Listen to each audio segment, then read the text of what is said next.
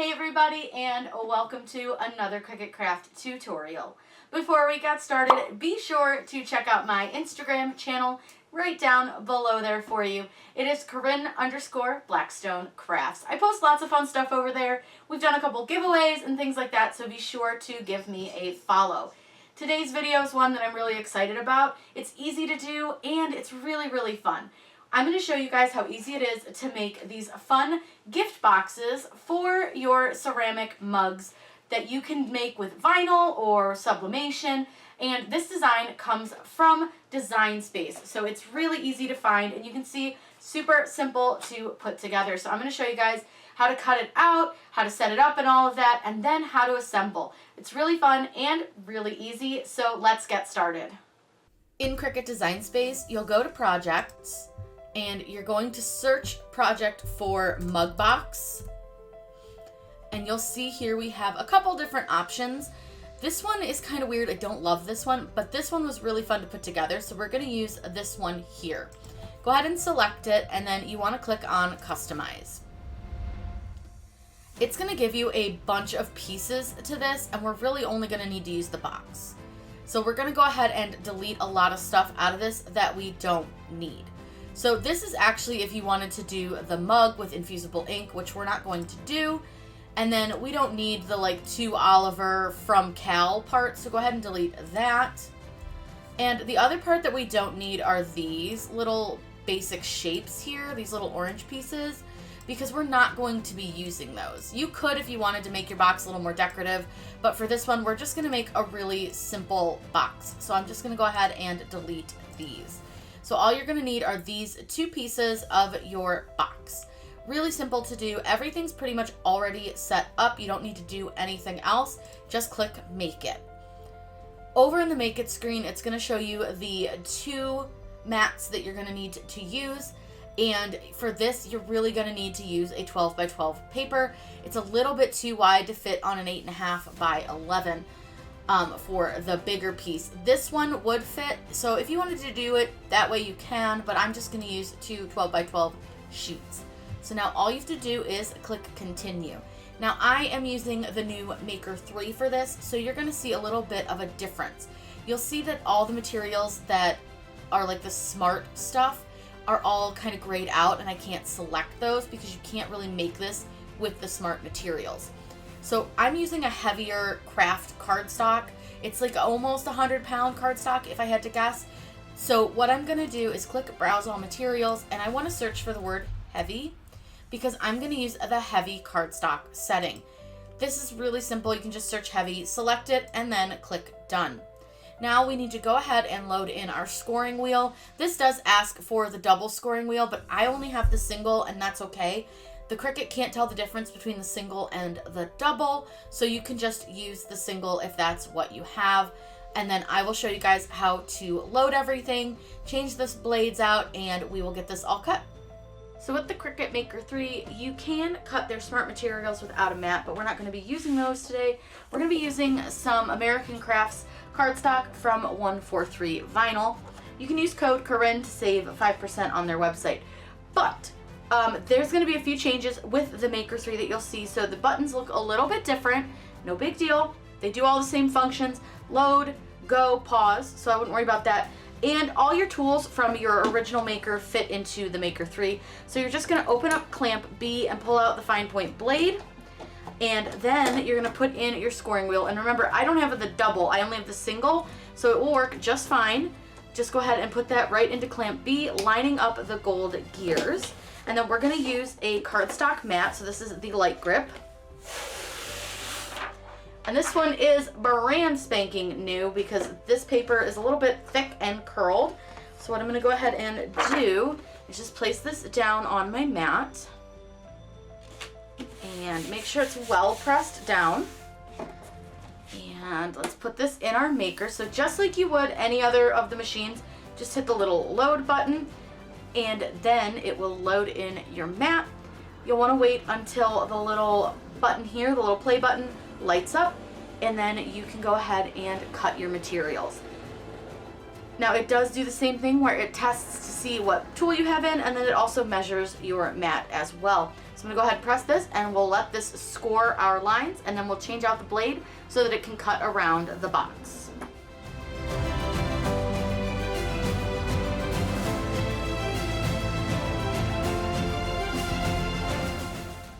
Once it's done scoring, it's gonna flash this little button, and it's telling you that you need to change out your tool. So I'm gonna change out for my fine point blade again.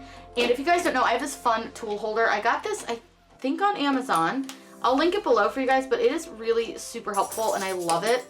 It's really easy to use, and it's got a ton of space in it, and then like the bottom comes off. And this is where I keep all my extra blades and extra little like pieces parts that I don't really use, plus like the smart the quick swap housings, so like the wavy blade and the perforation blade and all of that are in here too. And then it just clips right back together. So once you've changed out your blade, you can just hit the little play button and it will cut out.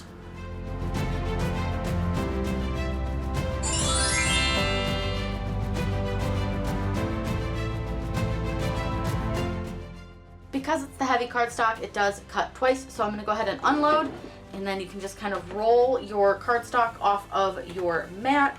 I do that so my cardstock doesn't get bent, the actual like parts that we need, not so much the background. I don't care about like this extra part so much. There's really not enough for me to save, so I usually just put that over to the side. So we'll go ahead and pop these off, and then what you're going to do is load your second piece of cardstock onto your mat. And I always try to make sure if your cardstock has a little label, if you don't want to peel it off, just make sure that that is not anywhere that it's going to cut onto your mat. But again, we need to change out our blade. So we're going to go ahead and take out the fine point blade and replace it with our scoring wheel. Now I will mention to you that a lot of people get the scoring wheel and the rotary blade confused. The scoring wheel will have the button on top of it, and it will also have a number 1 on the side, so keep that in mind. So what I'm going to do is go ahead and load this, let this one go ahead and score and cut, and then I'm going to show you guys how to assemble.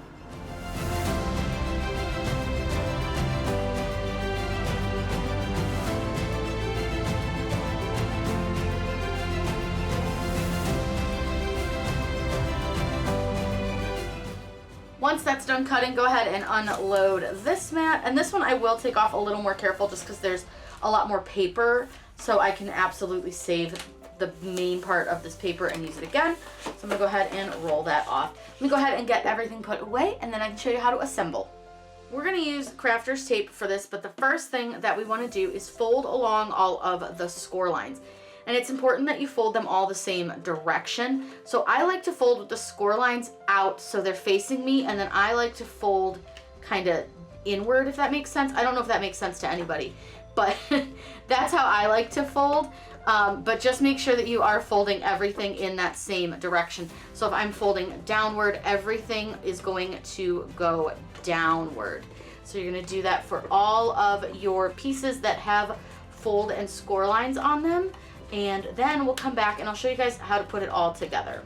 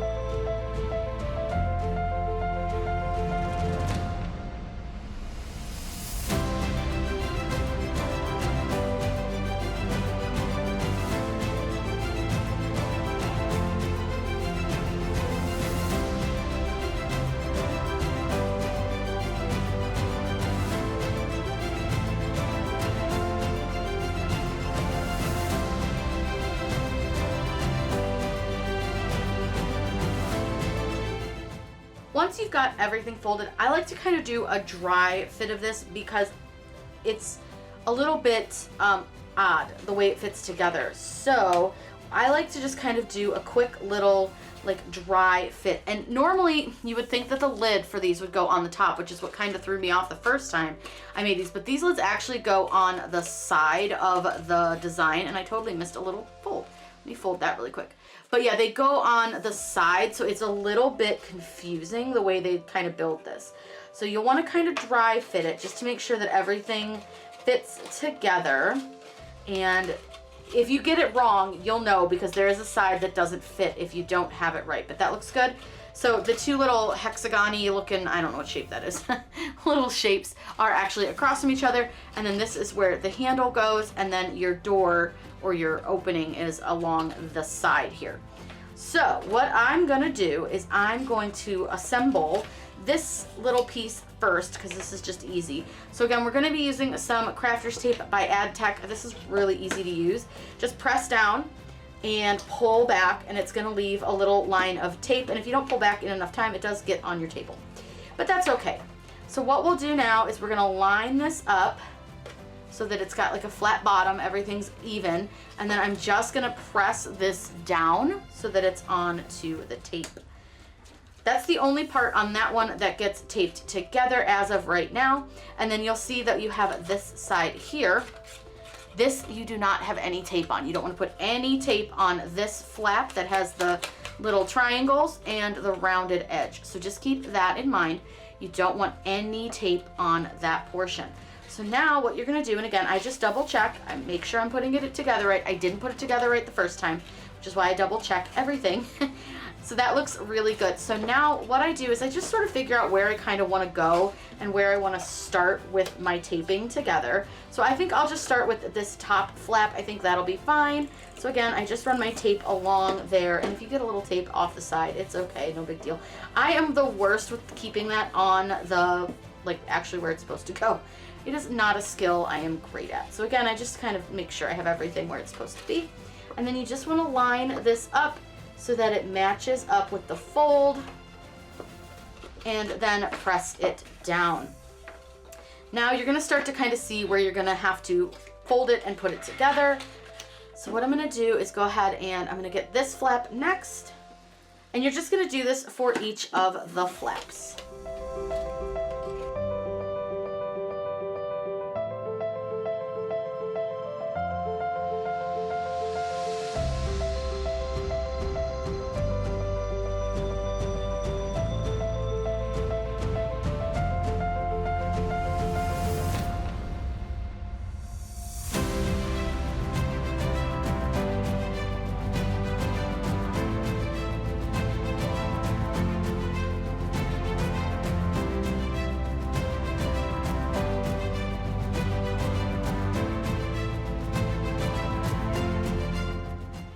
We are down to the last little flap that we have to do, and this one can get a little bit sticky and hard, but that's okay, just practice, it's no big deal. But again, I'm just going to kind of hold it with my hand, run the tape down it, and you want to kind of make sure you're holding this with your hand and giving it a little bit of pressure on the back. And then once you have your tape in, you can just put them together, and again, you just want to make sure they line up pretty evenly. And then I'll go and put this on my table and just make sure I press down all of my different seams. Everything looks really, really good. So now we can actually put our mug in. So this is a really cool little box. These only fit the 11-ounce mugs. This is one that I did with the Cricut mug press. So I'm just gonna stick this in here, and then all you do is close your little flap, and you could put a little tape on the flap if you wanted to hold it closed. If you were gonna give this as a gift or something, you could put a little piece of like Scotch tape there to hold it closed, but you don't have to do that. And now you have this really nice little mug. Like I said, this flap can be a little bit funny, but once you set it on the table like this, it holds it down because the cup is sitting on it.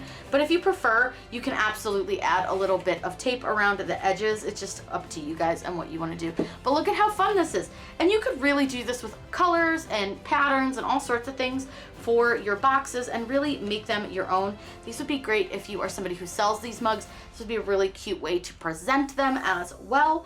If you guys have any questions, please let me know in those comments down below. I'm always happy to answer those for you.